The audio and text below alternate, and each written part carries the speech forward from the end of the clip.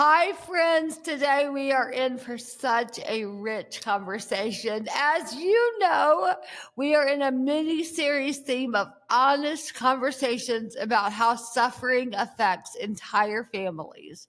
Today, we are talking about how to support a loved one after they've been given a life altering medical diagnosis. There is no better or more tender way of kicking off this mini-series than sitting down with two dear friends who are walking through their own darkness as a family. I'll let them tell the details of their story in just a moment. But first, I want them to introduce themselves. Brent and Ashley, tell the audience who you are. Well, I'll go first. My name is Brent, and I grew up in Texas. I am raised by an amazing mom and have I'm the oldest of four, so three younger brothers, and went to Texas A&M University. While I was at Texas A&M, I got involved in a ministry called Breakaway Ministries. It's a Bible study for students on the campus of Texas A&M. I did that for several years on staff, and then in 2018 transitioned to my work that I'm doing now, where I lead one of our teams for Integrous Leadership. And what we do is we do coaching and professional development for Christ followers. It's the easiest way I can kind of describe it for you. And so, and I'll let Ashley tell her story, and then maybe we'll tell our story as it came together. Yeah. Yes, so I'm Ashley, and I too grew up in Texas, and I'm the oldest of three girls in our family, and also went to Texas A&M University, and he was finished with college. I was still in my senior year when we met, and have been in College Station ever since. Yep. Right? So home is Bryan, College Station. We got married. This October will be 11 years that we've been married. We have two small children. Crawford, our son, is 4. Andy, our little girl, is 1. And so we're in young parent life. Oh, with young yeah. kids. So life is good. From the very beginning, from year one, right? You guys. I think year 2, actually. So starting at year 2, which is still really, really early on, the Monogues deeply blessed us with their presence at camp. Ashley is, listeners, you've probably seen images somewhere from Hope Hills Camp. The beautiful photography she does is just, it's otherworldly. It's remarkable. It's stunning. So she does gorgeous photography at camp, and Brent comes and leads. Gosh, you led everything. Logistics. Brent wears many, many hats at camp. He and Ashley are just huge leaders to the Hope Hills Camp community. And as they have seen and know, I know you know this, it is incredibly addictive. You don't want to be in any other community. It is the joy of all of our lives to be a part of it. And kind of what we're going to get into today, actually, is it's this very raw, real place of just a lot of deep hurts and pain and suffering and sadness. And yet there's just crazy joy in the midst of it all. And it's extremely addictive. I would love to jump into just an honest conversation with y'all if you're open to it. And I just feel so, I don't know, this is just very important. And I'm just so grateful for you all stepping into this and speaking into this. But I just know there's just so much there. And I want to be so thoughtful and tender to what you feel comfortable sharing. And the last thing in the entire world I would ever want is to cause y'all an ounce more pain. But I have found, and I pray this is true, that in sharing what we're going through, there is just healing for all. There is deep healing for us in the sharing. So I pray that. over these moments together. Mhm. Ashley, Absolutely. I wonder if you would tell us about what is going on with your precious mom right now. Yeah, thanks, Catherine. So 3 years ago, my mom was diagnosed with ovarian cancer. And I remember it really vividly because she was with us at camp. Hmm. Yeah. Our son was young and she came to help with him while we were doing our stuff around camp. And she mentioned a few things whenever we were at camp of feeling kind of uncomfortable. And then not but a week or two after getting home from camp is when they discovered her cancer. And then we kind of just launched into this trajectory of a life shifting diagnosis for my mom. Yeah. There are very vivid moments of the last 3 years, and then there are some blurry moments. And one of the more vivid moments was when they came to share with us the actual diagnosis and that a surgery would be coming very quickly after. And I am so grateful to sit here 3 years later, still enjoying time with my mom. You know, I think in that moment we were so kind of I think a lot of people phrase it as kind of rocked our world. You are in Yeah. that, like, I kind of got my breath knocked out of me. And then Yeah. you transition through different seasons and stages of processing. And then you kind of settle into days like today. I was just telling Brent last night that I feel like we're just kind of living in our miracle time.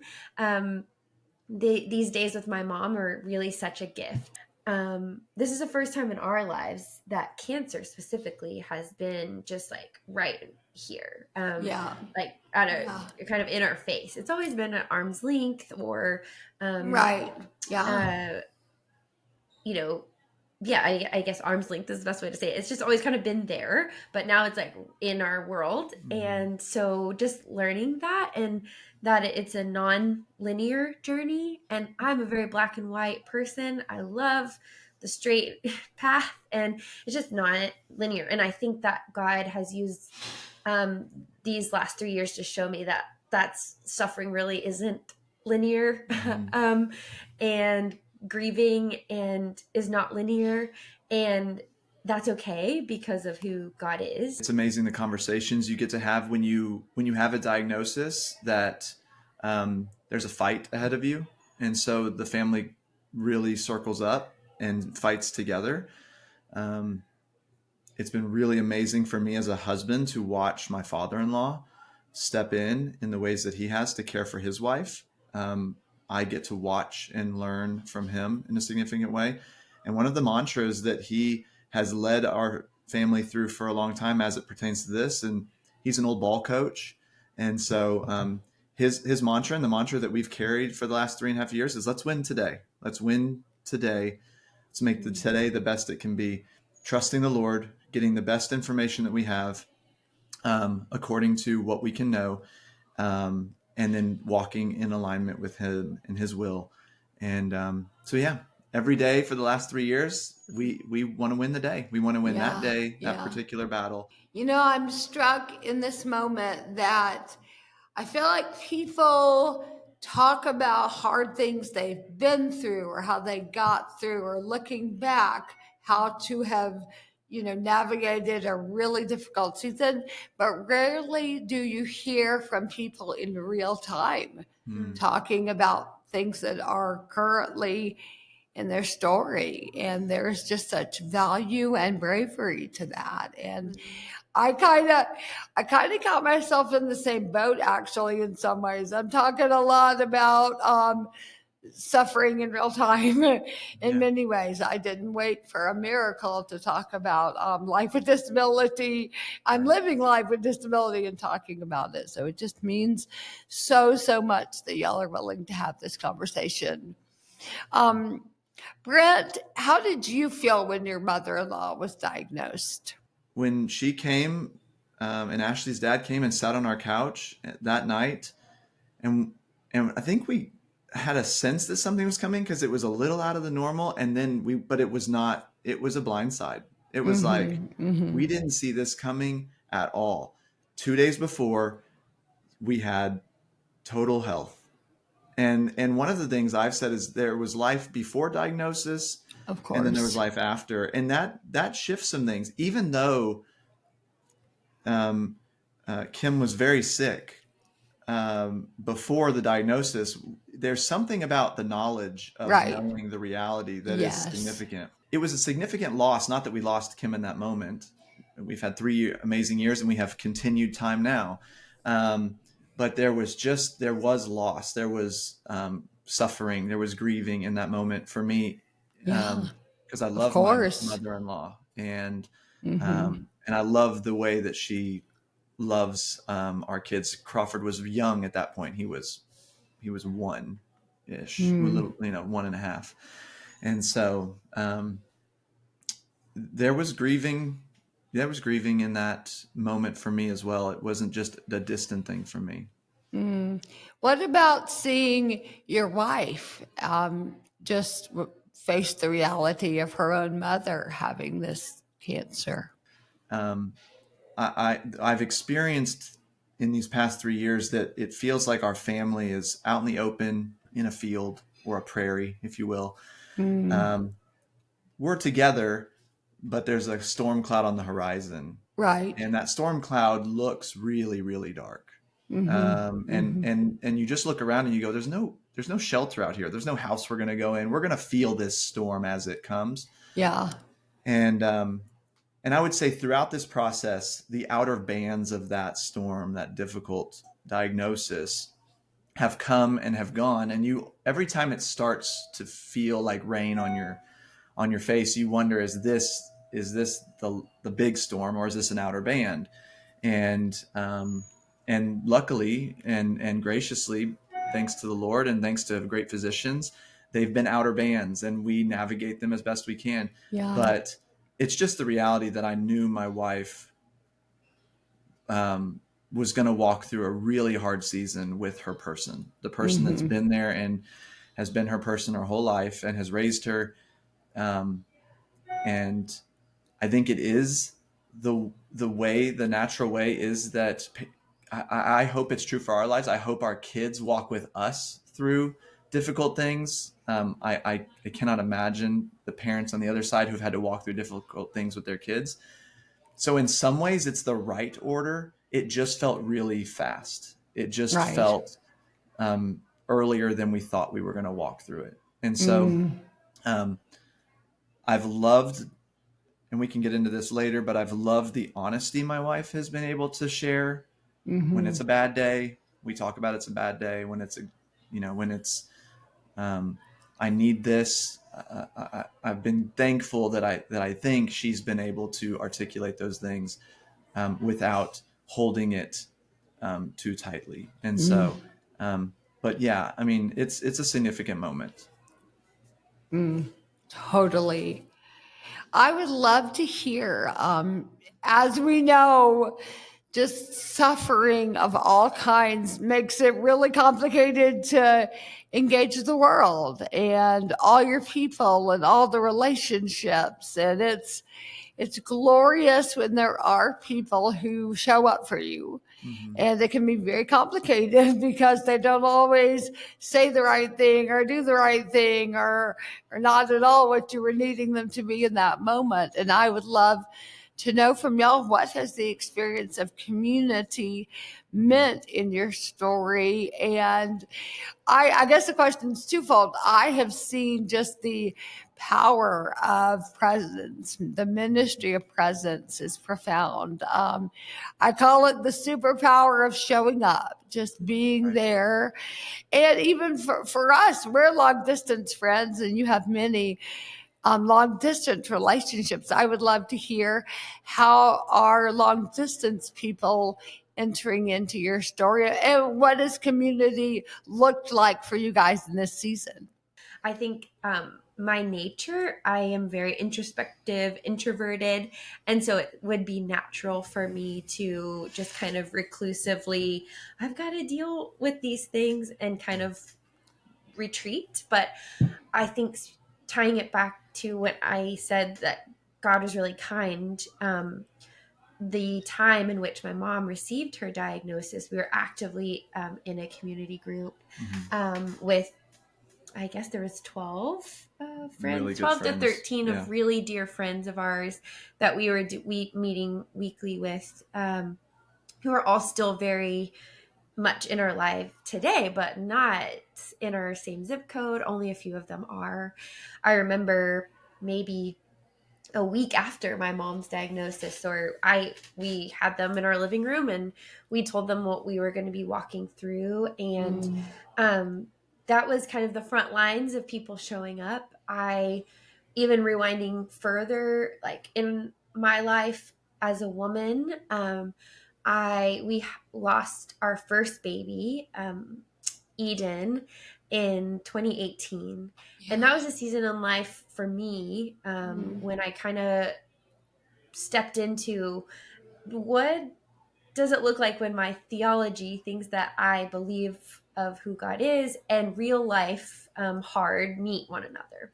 Right. And that was a time in my life that I started pulling in women around me of all different seasons, 10 years ahead of me, 20 years ahead of me, Yeah. voices outside of my immediate family. And so those women very much now carry into this season. And so those relationships have been really treasured to me as well. So I kind of feel like I have something that I've focused on a lot is like I have to protect the posture of my heart.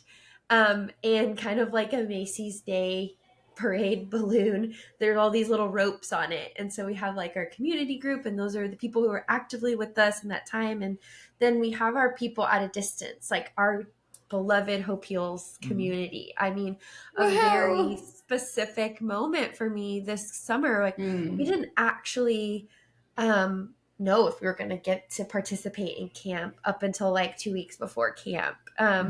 And we were at camp, and I just was having a really tough day. And I texted Alex, Jay's sister, and said, "Hey, are you free?" And she's like, "Yes, let's meet on the porch." And so we sat on a porch, and I just kind of let it all out, like where we were at with my mom. And that I felt so peaceful. I felt so spirit led to be at camp, but it had been a hard few months for my mom and for my family. And I start crying, and then Caroline comes and sits down, and then I think Stacy walked up, and before I know it, there's these 5 women, and Hannah, a dear friend of mine from a roommate in college who's now tied to camp. We're all just sitting on the porch together, just kind of crying and swapping these moments of like, this is hard, and we're all just sitting here doing it together. And as much as I love camp, and every moment and many moments at camp were for me, that moment was very much like God ordained for me. And not one of those women that sat with me on that porch lives within an hour of us, you know? Right. Yeah. You just never know, to Brent's point, like when that day will come when you're sitting in the season that we're sitting in. And so all of the choices that you're making leading up to it, or when you're actively in it, to know yourself. I know myself, and a really great thing about me is that I'm introspective and I'm introverted. But that can go really wrong in a season of suffering and hardship if you don't invite people in. And Brent can't be the only person for me. Something that has been a delicate thing for me in this journey with my mom is my mom would be one of those people for me. She would be a trusted voice. And in my, when we lost Eden, she was that. And at first I wanted to be like, oh, I can't, do this with her because I can't walk through the hardship with her. But actually it's like the most honoring thing to her to still invite her into walking the hard together. I think in a very like raw moment to Brent at some point in the early stages, I was like, my mom's not a porcelain doll. Like she hasn't turned into this like little glass doll. Like she is still my mom, and she still has wisdom to give to me and things to process in a way that I don't know. And so women showing up for me, and women me just being able to tangibly say like, hey, here's what I need. Here's what my mom needs. This is really hard for our family. And that's often in the form of like texting a group. But a lot of them have loved me super well by just saying like, I'm here for you. And what do you need today? Because it was a really big transition for me to not live outside the current day. And there's a lot more to that. I like biblically and that I needed to learn. But I would say looking back over 3 years now and walking through this hard, like I've grown up a lot. I've been sanctified a lot in the tangible of you just got to live today. Like, and those women have loved me super well, knowing me and knowing my heart that it is a tension point for me to not live outside the day and think through how to be a mom, how to be a wife, and how to be all the best things and be prepared. I don't like being reactive. I like being proactive. And so people have really come around me and seeing me and knowing me and who I am. And loving me in that way specifically. That's beautiful. I love that a community, both in person and through the power of the day and age we live in, that connection can happen through a phone and through I mean, in 2008, when I had my stroke, was really like, I think that actually is the year the iPhone came out, but before that we all had Blackberries, and you remember those? I do. But I remember multiple times thinking just the power of technology in this story to connect us, and things like setting up a caring bridge and having people, I mean, what people do 100 years ago, how they know about other people. And I think just the Lord has enabled just these tools that can, of course, be used for tremendous evil, of course, but also tremendous good. And this is one of the benefits of a connected society, is that we all can be connected and supporting each other through the worst life has to offer. And I wanted to speak to Ashley what you spoke to in the beginning. I would love to hear from both of y'all. I know this is somewhat of an unanswerable question, but I know I wrestle with this so much. And having you both had front row seats at Hope Heals, you've seen some of the worst that life can offer in terms of babies born with terrible, tragic genetic differences, and and amputations and stroke survivors, and so much in addition to what you're walking through with your own mother. Feels just like, where is God? I mean, my word. And I heard you say at the beginning about how good God is. And so many in these spaces wrestle with the goodness of God in addition to the sovereignty of God. Like, how do you make sense that he's both sovereign and good at the very same time? As Christians, we should be the ones that do acknowledge that death has a sting. Absolutely. And that death is something that is abnormal to our experience. It was not supposed to be this way. But sin and the separation from a holy God did that. And so I loved our conversation last night. And I think that's what I would share initially to your question is, where is God? Well, God is very present and sent his son, Jesus Christ, to fill in that gap and to be a way. And so we look at this diagnosis or any number of things that have happened in life. Ashley's referenced our miscarriage of our first child. And you just go, death has a sting. We as Christians have to acknowledge that, and we use a lot of euphemisms, and I'm okay with that, but it's not something that's very easy, and suffering is not easy. But we have a Savior, and God wrote himself beautifully into our story and made a way. And so I think on one hand, Christians, which we are, should be those who have the greatest revulsion to death, but also the best understanding of it, because and suffering. I would put death and suffering in that same category. And so that's what I would encourage somebody with, is of where's God. I would hone in on Jesus and Jesus's story. I think so many times that point is so just powerfully made, that we are so unaccustomed That's to right. seeing death all around us that it's a shock to the system that it's a reality in the world. When for sure 100 years ago, I mean, goodness, several hundred years ago, you're burying half of your children before they reach 18 in your home. So you're watching your children die. I mean, just a whole different thing than we can reconcile. Goodness, I'm reminded of the passage in Ecclesiastes that it is better to go to the house of mourning, to a funeral, than to the house of feasting.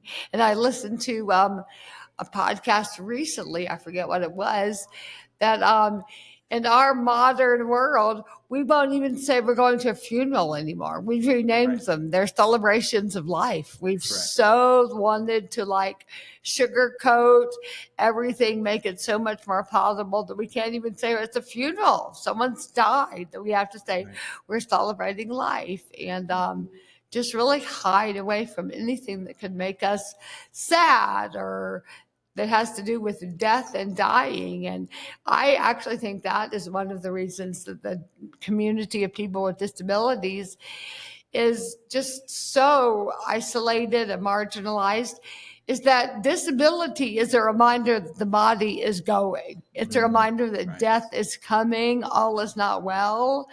In fact, many in the disability community would say about the able-bodied community that they are actually temporarily able-bodied, because if you live long enough, you're highly likely to become disabled.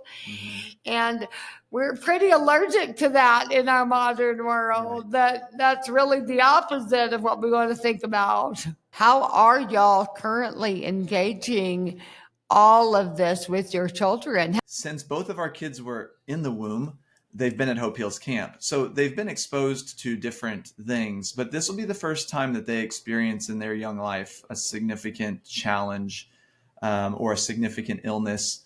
And so that is something that we're navigating. And to be honest, I don't have all the answers. I've been talking to a lot of trusted people and getting input. Yeah, of course.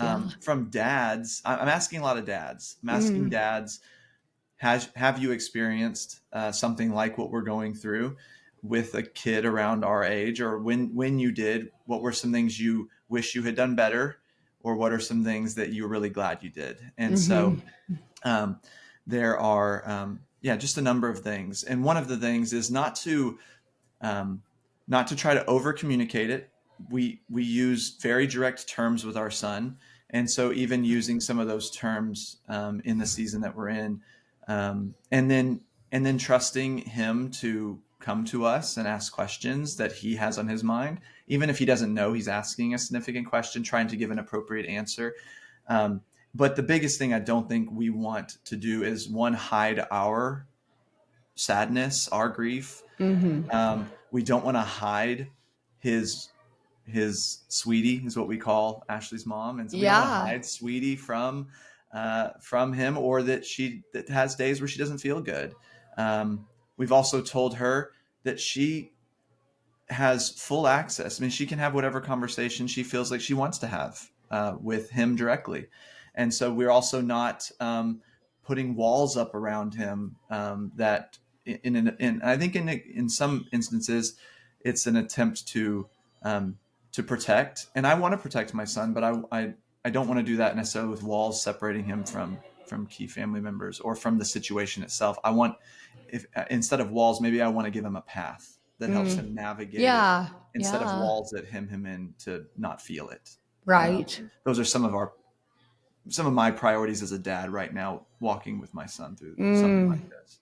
Ashley, has it been very difficult to watch your son engage your mother, or has it been beautiful to see? Or both, I'm sure.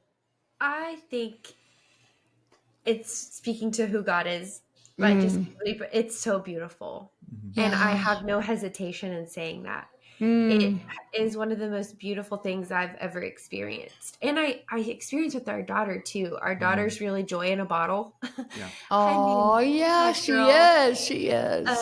You know, and so that is the thing that I think almost recenters me a lot when I start getting lost in the weeds, and kind of whenever I think we're constantly in this, like, am I being deceived by these thoughts that are really hard? And I have these thoughts and I don't want to dismiss hard thoughts. You know, I want to sit in them and I want to process them. But when I get caught in those, when I get to see my kids with my parents together and with my mom, it is just the most beautiful thing because I think probably still to this day, he thinks she can do anything she wants to do. Right. And like they are her best medicine, her grandkids, because we have two nephews that are wonderful. And so the grandkids are like the best medicine, and seeing them with her and her, no matter how not great she can feel, those little joys just light up her life. And they see her as Sweetie. Not Sweetie who is sick, not Sweetie who's fighting through these things, not Sweetie who had chemo 2 days ago. Right. They see Sweetie on her best day and her best moment. And it really is so beautiful. Such a testament to, I mean, this will mark their lives in such a profound way. I know for me, it's been extremely hard to think of how much my kids have just walked through and seen of the suffering and sadness, but I know too much to know it isn't ultimately a deep gift to their lives to have seen hard things when they are growing up and to be men who know that that's coming in this world. So many children end up becoming the adults who think everything's going to work out perfectly when getting to be the kids who know it doesn't is a beautiful gift to their lives, guys. And You're so right. And if you don't mind, like, I would say that your family and us seeing your boys grow is one of the greatest gifts to me as a mom. And our involvement in Hope Heals Camp, you know, I would come to Hope Heals Camp and move trash cans around if I could, you know, like I just want to be there because of ultimately the worldview that my children can gain. Right. Oh God, you and me both. I tell you what. Yeah. And I've seen that in your boys. And now, you know, James is holding our 1-year-old at camp, and you know, I know, so, it's crazy. And we've just seen them grow up and be boys, but we've seen them grow up into the points you just made. I'm like, absolutely, that's what I want for my children. I want my children to know that life can be really hard, but life is really beautiful and good too. And if the more instances that they can have in what we experience in our time at camp, and what we're walking through with my mom right now, I believe is so impactful, because ultimately they're going to have a time in their lives where they're wrestling with, I can sing over them, dance around with them saying, God is kind, God loves you, remember who you are in the Lord, and his goodness is true. But it's not until they feel it, and it's not until they go through it, that theology that we're pouring over them and their real life experiences come together and they see where they land, that we believe. And so I just believe that it's so encouraging to people like us, like y'all's story and what has been cultivated at camp is a huge part of our lives, not because it's wonderful and joyful rebellion, but because it's where we want our heart posture to be. And I think you want your heart posture to be joyful rebellion, that you aren't scared of the darkness and you rebel with joy. Right. It is quite a joy to have those little kids with us and both of you. I'd love to conclude our precious time together by asking y'all the question I like to ask everybody on the podcast, if that's okay. Sure. And you're both welcome to answer, or one, whatever you prefer. Guys, we would love to know what is good in your story, what is hard in your story, and how do you live in the tension of both of those in your good, hard story.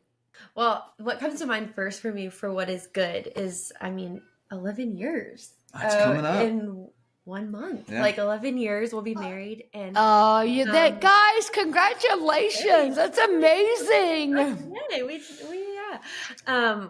And I think like the good in that is if you rewind all of this, like we were young and got married and we're like, it's so fun to do life with you. And we thought there'll be harder days ahead. And I was that girl that was like, I'm kind of nervous to live in the good because that means bad is coming. And now that we're in the season that we're in, I'm like, I'm so glad I signed up to do hard things with you. Like not only like I was young and excited and let's travel and get a dog and all those things. And now I'm like, those are really like fun things, but I'm really glad that I get to do the hard things with Brent. And some of my favorite things that we've done and that we get to do together are the hard things. And I think what feels hard about our story is just continuing to show up for one another relationally, continuing to show up for our kids, because the fact of the matter is like I'm emotionally tired, I am physically tired. Of course you are. Like suffering well. Like I'm that girl who just wants to do it well. I want to give grace to people. I know that I'm going to mess up, but I want to like show up and give my kids a childhood, you know? Yeah. And so there's days where that just feels like really hard because I'm just tired. And then what holds that tension, I think it was a revelation for me probably maybe a month or two ago. Brent came home from a work trip and I was like, I've lost the fun. I've lost like little things piecing together in a day, feeling fun. I think it's easy to like quantify exciting and fun as this big thing, this big trip, or this thing that we have on the calendar. But a friend had been encouraging me in a way, and then it just was reminded to me earlier this week of like, it's actually something that we can control if we look at our day, and if a butterfly catches our eye or the spilled milk didn't really bother us like it should have, that all those little tiny things add up to like something exciting or something fun or something joyful. And he walked in from his trip and I was like, I just kind of lost the fun. And so we need to have more family dance parties. And so my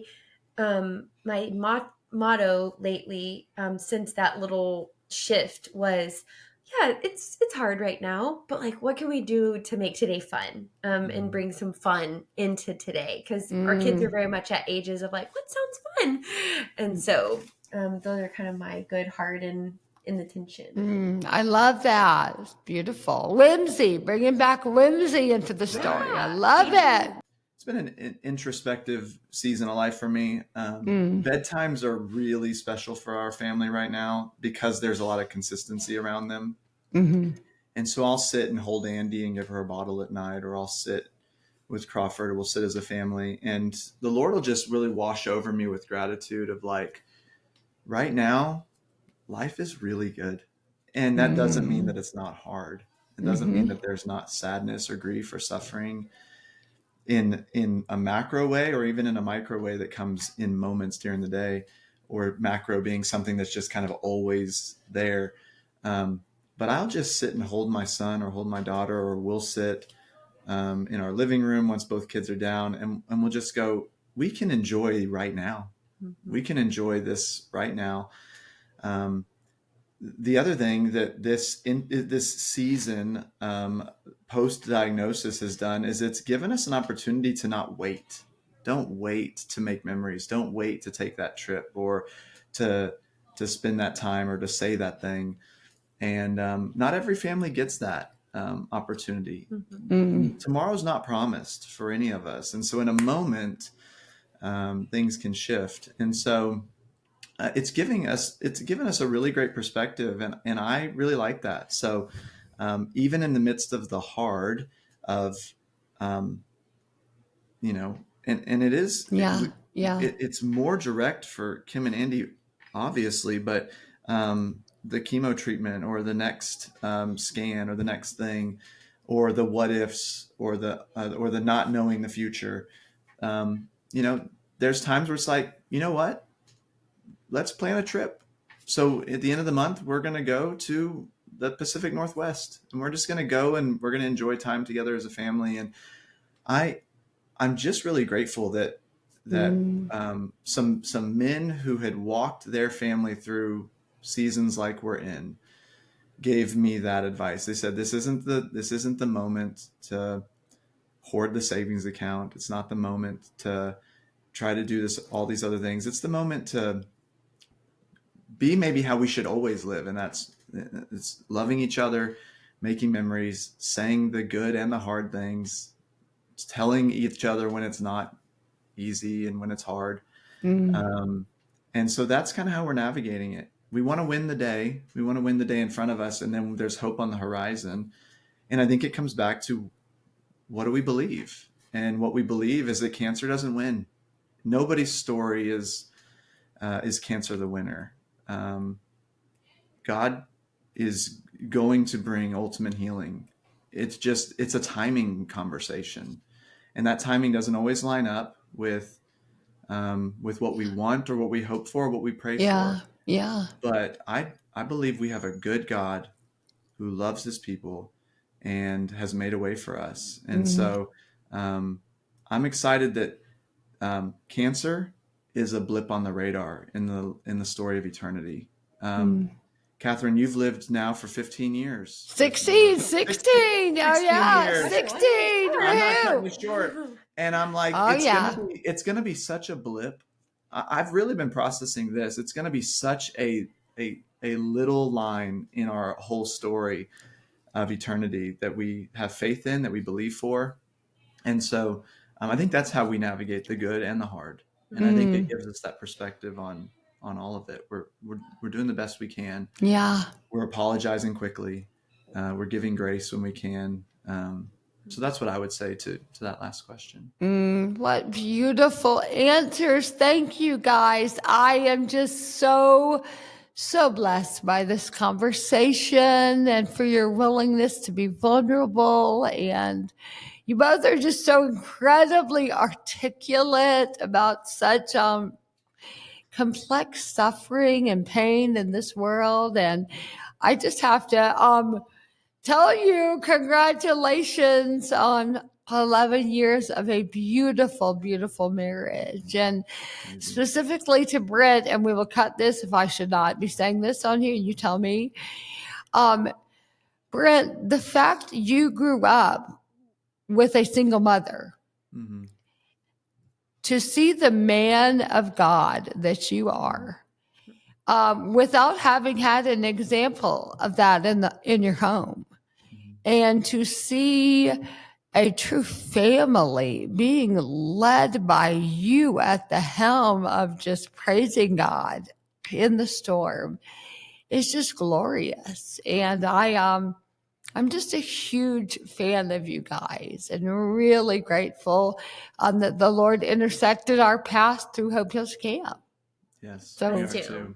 Absolutely. Y'all are amazing people, and this has been just a gift. So thank you. We love you. Love you.